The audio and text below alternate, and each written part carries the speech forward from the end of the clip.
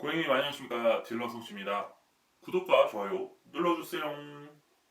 오늘은 신차 얘기를 좀 해볼까 합니다.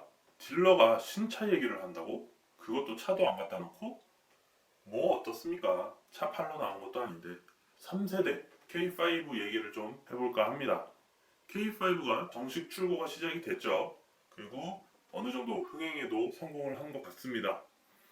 언론을 보면 역대급 외장 디자인이라는 평, 그리고 뭐 소나타 K7과 비교해도 압도적인 디자인은 사실 맞는 것 같아요.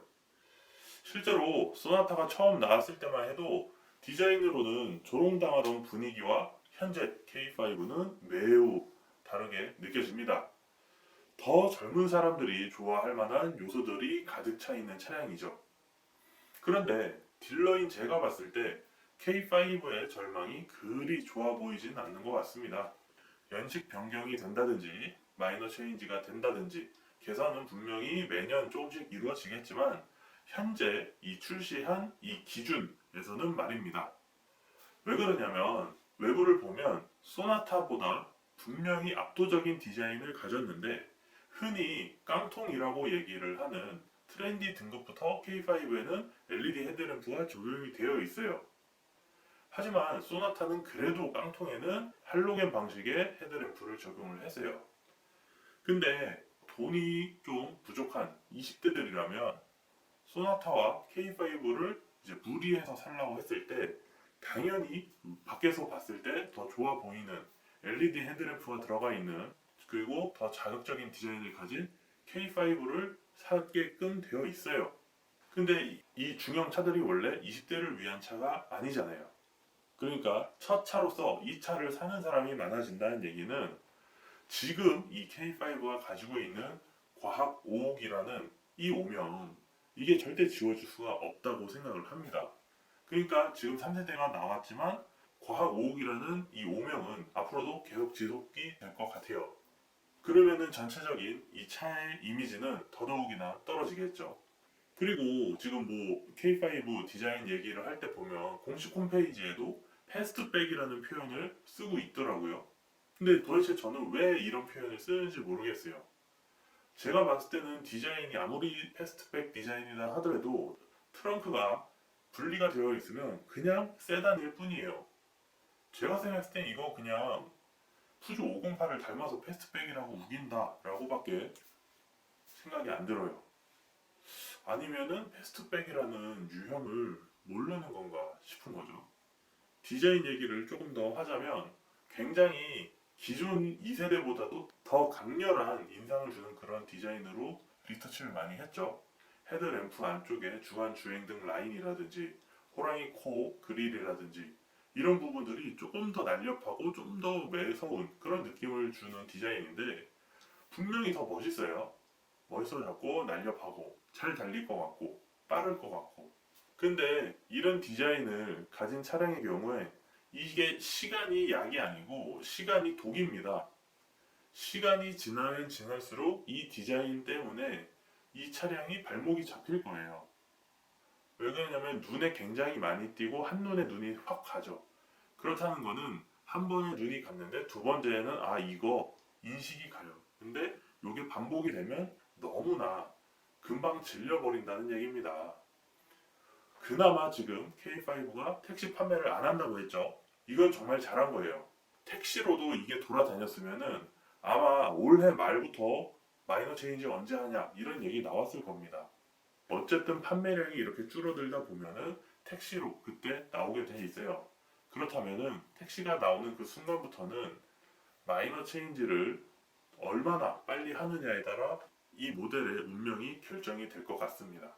실내를 보면 어쨌든 중형 세단이잖아요. 그런 중형 세단이 예전에는 분명히 가족의 차 이런 이미지가 강했습니다.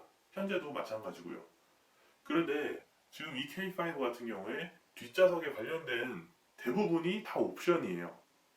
그 흔한 분리형 헤드레스트 또한 시그니처 완전히 프로까지 가지 않는 이상은 기본으로 들어가 있지를 않고 전부 다 옵션입니다. 뭐 좋게 생각하면 트렌디에서도 옵션만 넣으면 얻으니까 그렇게 생각할 수도 있는데 반대로 소나타 같은 경우에는 정말 뭐 기본 스마트 트림부터 그냥 기본이에요. 이런 것들을 생각했을 때는 아무래도 뒷좌석에 좀 신경을 덜 쓰지 않았나 그런 생각이 들고 20대들이 단 둘이서 애인과 함께 타는 차 이런 이미지를 제가 계속 갖게 될 수밖에 없는 거죠. 3세대 K5는 또 과감하게 밝은색 시트인 새들 브라운 컬러를 적용을 했더라고요. 그래서 실제로 매장에 나가서 보기도 했는데 트렌디에서도 스타일 옵션만 추가를 한다면 이 새들 브라운이 선택이 가능해요.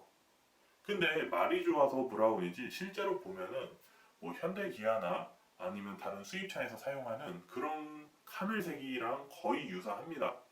그렇기 때문에 굉장히 좀 밝은 느낌이에요. 물론 뭐 소나타에도 카멜색 시트가 있기는 해요. 근데 그건 어디까지나 나파 가죽에서만 적용을 시키는 컬러고요. 일반 인조 가죽이나 천연 가죽에서는 어두운 색만 사용을 해요. 이런 밝은 색깔을 사용하지 않습니다. 아까도 얘기를 했지만 가족용 패밀리카의 느낌이 강한 게 중형차예요. 근데 이런 밝은색 시트를 적용한다. 물론 선택은 안 하겠죠. 가족 단위의 고객들이 선택을 안 하겠지만 어쨌든 눈에 띄는 디자인 요소고 젊은 사람들이 많이 타고 그러면 블로그에도 많이 노출이 되고 유튜브에도 유출이 많이 되면 신차일 때 계속 보게 된단 말이에요. 그러면 다 괜찮은가 보다 하고 잘 모르고 선택을 해버릴 수도 있는 거예요. 그리고 심지어 딜러 입장에서 솔직히 이렇습니다. 새들 브라운을 생산을 잔뜩 해놨어요. 근데 검정색 시트는 한 2, 3주 기다려야 돼. 그러면 딜러는 당연히 새들 브라운을 권해드립니다. 왜? 당장 팔 수가 있고 계약과 동시에 차가 나오니까. 그러면 이제 고객들은 잘 모르니까 물어보죠. 당연히 색상이 밝아서 괜찮을까요? 딜러는 당연히 괜찮다라고 얘기를 하겠죠. 그리고 이 차 보니까 이런 패턴이라든지 이런 굴곡들이 꽤 깊게 있더라고요. 이런 경우에는 아무리 시트에다가 가죽 코팅을 한다 하더라도 패턴이 굵기 때문에 때가 박혀버려요. 박힌 때는 진짜 클리닝을 하려고 하면 골치가 아픕니다. 잘 안 지워져요. 그렇기 때문에 사실 뭐 그런 부분에서도 좀 좋지 않게 생각을 하고요. 다만 이제 옵션이긴 하지만 K5는 소나타하고는 좀 다르게 2.0 가솔린부터 1열 측면 글라스도 이중 접합 글라스를 옵션으로 넣을 수 있더라고요. 요게 이제 아까 얘기했던 뒷좌석 헤드레스트랑 패키지인데 컴포트 옵션입니다. 1열에 이중 접합 글라스가 들어가면은 어떤 게 좋냐면은 고속 주행을 많이 할 때 고속 주행 시에 이 들어오는 바람 소리가 확실히 더 적어요. 그리고 음악을 많이 들을 때에도 이 음악 소리가 밖으로 덜 새어 나가고요. 반대로 차에서 통화를 한다든지 아니면은 차에서 이렇게 막 노래 부르는 사람들 있잖아요. 이 노래 소리가 밖으로도 조금 덜 새어 나가는 장점은 있어요. 그런 면에서는 분명히 K5가 충분한 메리트가 있기는 합니다. 뭐 그 밖에도 다이얼식 기어 노브 이런 것들은 개인적으로는 소나타의 버튼식보다는 훨씬 더 좋다고 느끼는 게 버튼식은 여기 이렇게 올려놓기가 좀 불편하더라고요. 손을 괜히 누르게 될 것 같고 그래서 다이얼식을 이렇게 돌리는 거니까 그냥 먼저만 놓기에는 손이나 마음이 조금 더 편한 것 같더라고요. 어쨌든 뭐라도 튀어나와 있으니까 손이 자연스럽게 이렇게 가잖아요. 물론 저는 이제 딜러이기 이전에 수동부터 이제 몰았던 그런 세대이기 때문에 손이 이렇게 나가 있는 게 조금 더 편한 것도 있기는 하거든요. 그 밖에 뭐 편의 장치들은 사실 소나타하고 다 비슷비슷합니다. 풀옵션이 아닌 이상 어차피 옵션이나 트림에 따라서 더 유리하고 덜 유리하고 사람에 따라서도 이게 필요하고 저게 필요하고 이게 다르기 때문에 굳이 깊게 들어가서 이거를 옵션질을 한 건 좀 아니지 않나 그렇게까지 얘기는 하지 않도록 하겠습니다. 다만 동급 최초라고 써있는 미세먼지 센서가 포함된 공기청정 기능 이건 딱 보기엔 엄청 좋아 보이긴 하는데 실제로는 필요하진 않을 것 같습니다. 이 미세먼지라는 게 없다고 해서 공기가 깨끗하다는 얘기는 아니니까요. 그리고 미세먼지보다 아무래도 세차 냄새에서 나오는 뭐 톨루엔, 뭐 벤젠 이런 발암 물질들이 아무리 기술준치보다 낫다 하더라도 더 인체에 해로운 거는 맞으니까요. 그러니까 어쨌든 신차를 사면 1, 2년 정도는 내기 순환에 놓지 말고 무조건 외기 순환으로 놓는 게 좋기는 합니다. 좀 얘기가 샜죠?